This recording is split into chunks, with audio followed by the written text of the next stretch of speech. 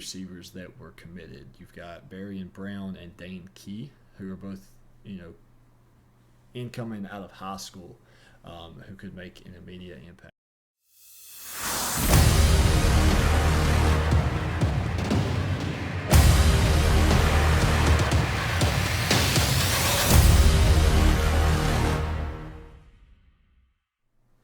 What's going on, YouTube? We're back to another video of the Point After podcast, the Kentucky Wildcats 2022 team preview, a team that definitely overachieved in 2021, going 10-3.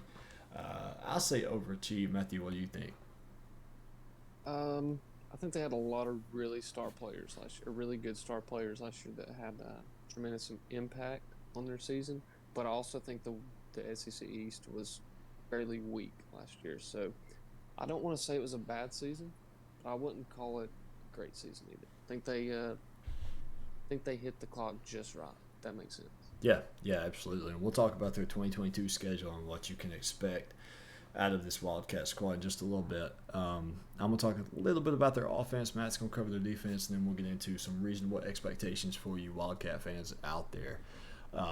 Starting off, though, for Kentucky, you've got a little bit of returning production, but you've also got really, really good transfers coming in, really, really good just new players all around between the portal and recruits. So you've got Will Levis, top 5, top 10 quarterback in college football at the helm, 66% completion percentage last year, 33 total touchdowns, 24 through the air, only 13 interceptions, so about 1 per game.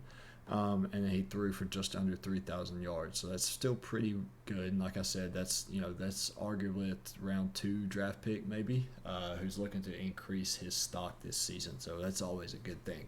36th in points per game last season, really impressive coming for Kentucky, especially playing in the SEC. But when I mentioned the incoming talent you have. You've got Tavion Robertson, who's a Virginia Tech wide receiver, who's going to be coming in. You've got Keaton Upshaw, who missed last season due to injury, who's going to be back this year. He's going to be a big player to watch. Chris Rodriguez, who is like 1,100 yards away from breaking Benny Snell's record as the leading rusher at Kentucky. That's something to keep an eye on. And then you've also got 2 4-star wide receivers that were committed. You've got Barry and Brown and Dane Key, who are both, incoming out of high school, who could make an immediate impact. Now, I'm going blank, Matt. Who's the receiver that caught the game-winning pass against Auburn for Alabama? John Mechie. No.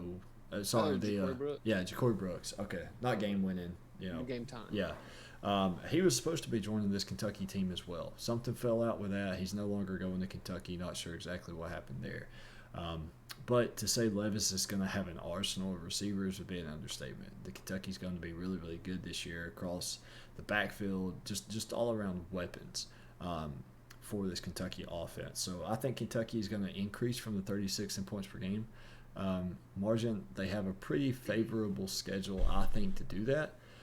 It's just a matter of kind of executing and putting it all together as soon as possible for Kentucky.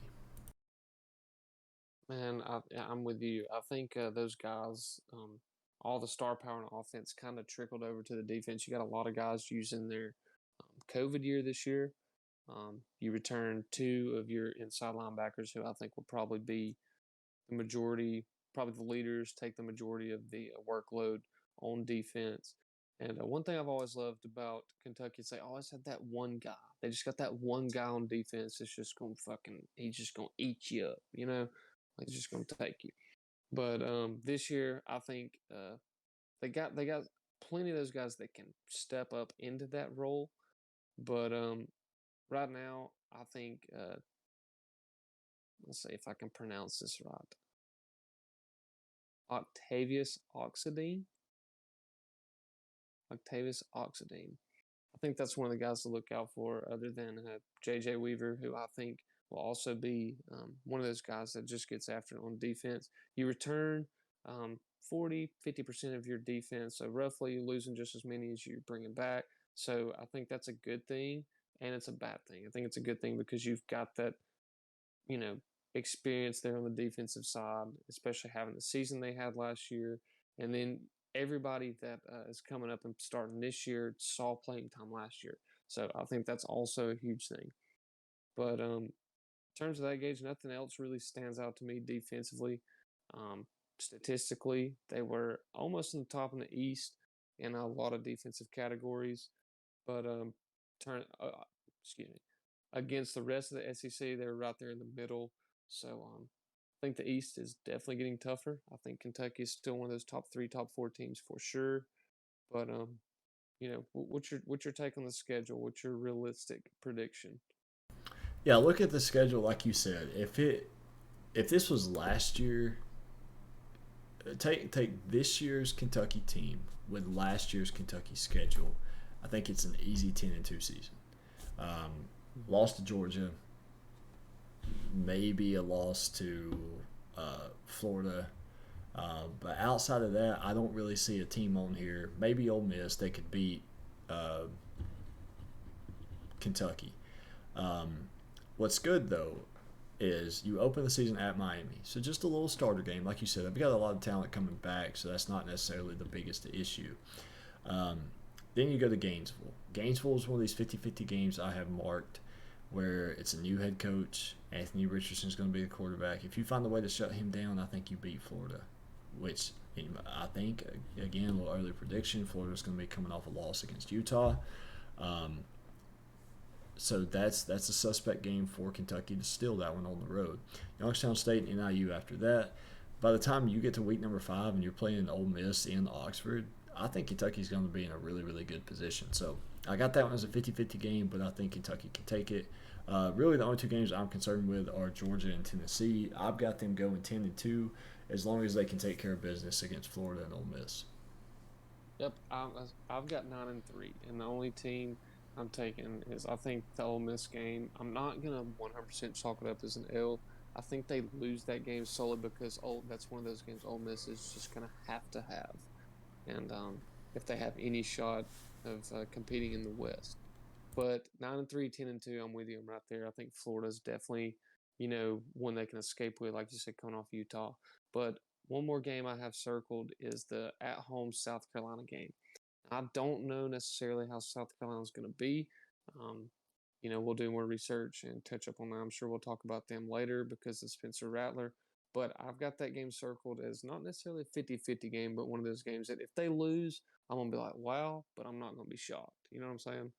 Yeah. So, I'm kind of where I was last year on Spencer Rattler when everyone told me, oh, he's the Heisman favorite. Like, did y'all watch the same Spencer Rattler I did? I'm putting him kind of in that same category with DJ from Clemson, as in you've got a lot of hype around your name. You're going to have to prove it early, or you're going to end up being another nobody by the end of the year. You're going to be talked about.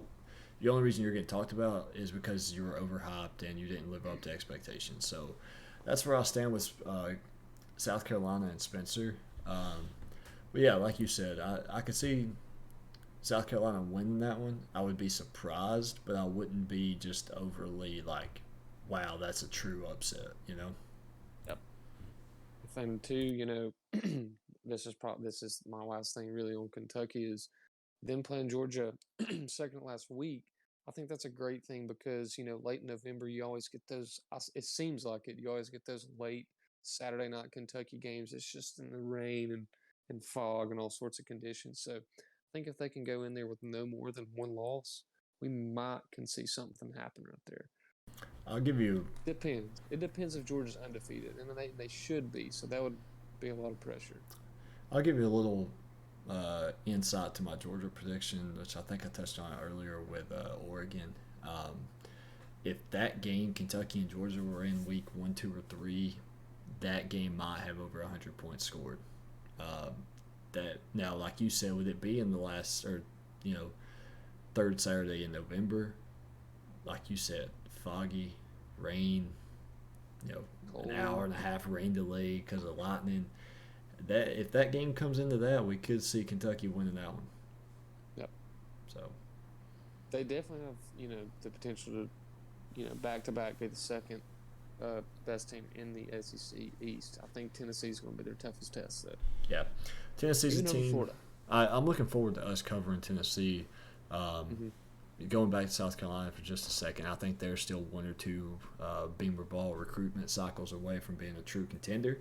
I think they win some games this year they probably shouldn't, but I think they also lose some games they shouldn't as well. So this could be one of them. Yeah, exactly. Now, that's really all I got on Kentucky. Anything else you wanna add to wrap us up? Their defense competes anything like they did last year. I think they're going to be just fine. Yep. Big fan of Will Slavis. We both love him. So. Yeah, Will Levis named to watch out this year. Could possibly win the Heisman. You're thinking of Keaton from who's now at Pitt, which we'll get to them soon enough as well. So I actually was looking at Pitt right here. Yeah. So nonetheless, thank you guys for tuning in. Hope you guys enjoyed the video. If you did, please be sure to hit that subscribe button. Hopefully you're not just a Kentucky fan. You are a college football fan like we are. We've covered a lot of schools. We've got a lot more coming up. We're 39 days away from kickoff, so we're going to pack a lot of videos down in these next 39 days, sometimes 2 per day. So be sure to hit that subscribe button, and we will see you guys tomorrow.